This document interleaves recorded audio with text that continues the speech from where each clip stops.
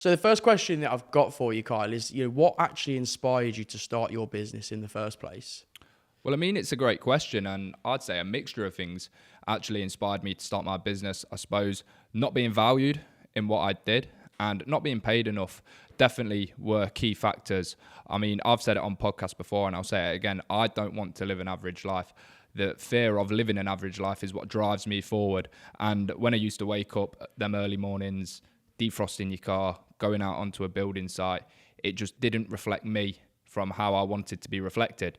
So, I mean, what actually inspired me to start my business would be just that luxury lifestyle and wanting to do something uncommon. I mean, I was never cut out for a 9 to 5. My patience gets tested regularly if it was in that respect. But no, it weren't for me at all. But if I'm going to boil it down, I would say the fear of living an average life and wanting to live a luxury life and actually provide for my family and give them things that they could never give me and pass things down for generations to come, I'd say. What an answer. That's kind of inspired me. Fair play. What advice do you have for someone looking to enter into your industry? Definitely get educated beforehand, because when you don't get educated and you jump into something within the unknown, that's when the failures can come and the setbacks can happen. And in property, these can be costly. So it's definitely to get educated at the start and then just take action. Surround yourself with people that are in a position where you want to be is a massive key point as well. I mean, learn from people who have been there before. It's absolutely fundamental to your success to be able to actually learn from people that have done it before, because they're going to help you get over problems. They're going to help you solve issues that, might be simple issues to solve. But if you've never overcome that, you'll never know. I mean, you don't know what you don't know at the end of the day. No, absolutely. I mean, what do you personally actually think? What would happen if you didn't go down that route? What, and just jumped in it? Yeah, if let's just say you never went and got a mentor, you never got educated, and you went straight into it. How would you have envisioned that would have gone? To be honest, I wouldn't really know where to start. So you need that basic business training to go on with. What I'd have done if I didn't have a mentor, I'd have just winged the entire thing, I believe. And I would have got so much wrong, and I would have screwed up so many opportunities for myself because I weren't knowledgeable. I didn't know what I was doing, and I weren't going to be able to execute on what I needed to do to be successful. So definitely get educated and take actions.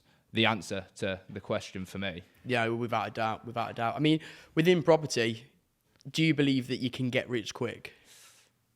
No, I don't actually. Don't get me wrong, you can make a lot of money very quickly, but I don't think anything's a get rich quick scheme unless you catch a crypto pump. Yeah, no, you're absolutely right. But with property, yeah, you can start deal sourcing. You can make easily £10,000 to £20,000 a month, but that's not rich. I mean, what quantifies rich?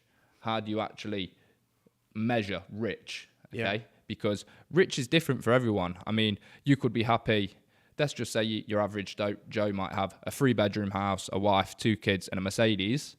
He might be happy. He might be content. That might be rich to him. Or rich to him could be someone with a 5-6-bedroom house, a swimming pool, a Lamborghini that goes on holidays last year. But then that versus a billionaire is completely different.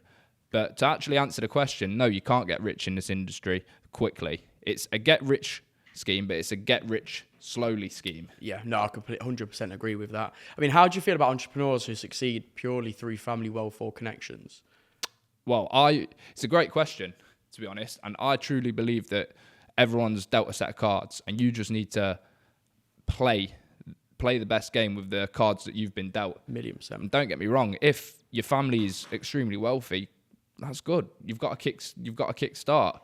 I mean, you've got people to learn from as well. But if you are starting from the very, very bottom, it's a lot more difficult to actually get the ball rolling versus if you have got people that are in your family that are experienced in business, that are experienced in property, that are experienced in these industries, it's going to be a lot easier for you to actually progress to the next level. But I've got nothing against people that come from wealth. I mean, look at Donald Trump. I was about to sidestep the question and turn around and say after this, how do you feel that the misconception in around Trump, because he got 5 million from his father that turned into billions, everyone says, oh, well, you got it gifted to you. What's your thoughts around that? well, to be honest, I believe turning 5 million into 5 billion is a lot harder 100%. than turning a pound into a million. Yeah. That's what I believe anyway. So what Donald Trump's done is extraordinary. He's an amazing businessman, top entrepreneur. Yes, he did start with millions in the bank, but look what he's turned that into. You've got to remember, a billion is 1,000 millions. Yeah. So it's hard enough to make a million, let alone if you've got 5. It'd be so easy to lose that money as well. Okay, because you've got that cash reserve, you can take larger risks. And if them risks didn't play out, and I know in some stages of his career, the risks didn't play out, and he was actually in a lot of debt. But to go from 5 million to 5 billion or whatever it is, I think it's 7 now. 7 billion. It's crazy. extraordinary. It's crazy. So, and just on the side note of him as well, I mean, he got into property, wasn't it? Yeah, property was his game. Real estate was his playing ground at the end of the day. So, you know, it speaks volumes that the opportunity is there to go in, you know, capitalise on money, whether it's gifted or, you know, not. Do you know what I mean? No, yeah, but I've got nothing against people that come from wealth or have got naturally better connections. Like I said, I believe everyone's dealt a set of cards and you just need to play to the best of your ability with the cards you've been dealt. Yeah, again, it's a lot easier for some people and it's not for others. But no, don't get me wrong, if I could have come from a wealthy family, that'd have been great. I mean, well, we'd have helped us out. Yeah, You know what I mean? Yeah, it'd have gone a long way. So, no, I've got absolutely nothing against anyone that comes from wealth. Don't get me wrong, you've got the people that come from wealth and then just toss it off. Yeah. And they're kind of... That's a different kind of category, isn't it? And the ones that then give it large with the father's money. Don't get me wrong, you can do what you'd like to do at the end of the day, but that doesn't really sit right with me there when they're trying to flex the father's money. But equally, if the father gave them that money and they decided, you know what, let me jump into the family business. Let me take over from where he's left off. Let me do what Eddie Hearn did. Barry Hearn created something extraordinary and then he just took it to the next level and took it to a £1 billion company. So, yet again, it's slightly different, but it's great. It's the same with Alfie Best Jr. Yeah.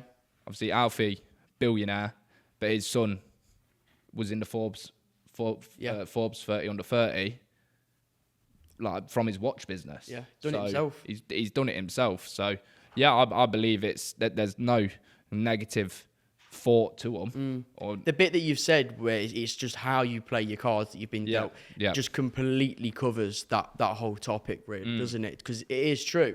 I mean, you can walk around and flex, you know, daddy's money and do what you like, but at the end of the day, you know, it's the misconception that people, you know, look at you for it, isn't it? Do you know what I mean? They think, oh, right, well, he's got a silver spoon. But, you know, if you're someone like an entrepreneur where you take that money and kind of, you know, build your own life out of it, then that's a different story. That, you know, fair play, because in some cases that's actually harder to go and do, like we've said with Donald Trump. Well, I mean, there's that saying, it's harder to get out of bed in the morning when you've got silk sheets. Yeah. Versus, so if these people have already got silk sheets and they're getting out of bed, you know they've got that fire and that hunger inside to actually take them to where they need to go and to achieve their ambitions. So, no, there's no negative animosity towards these people at all.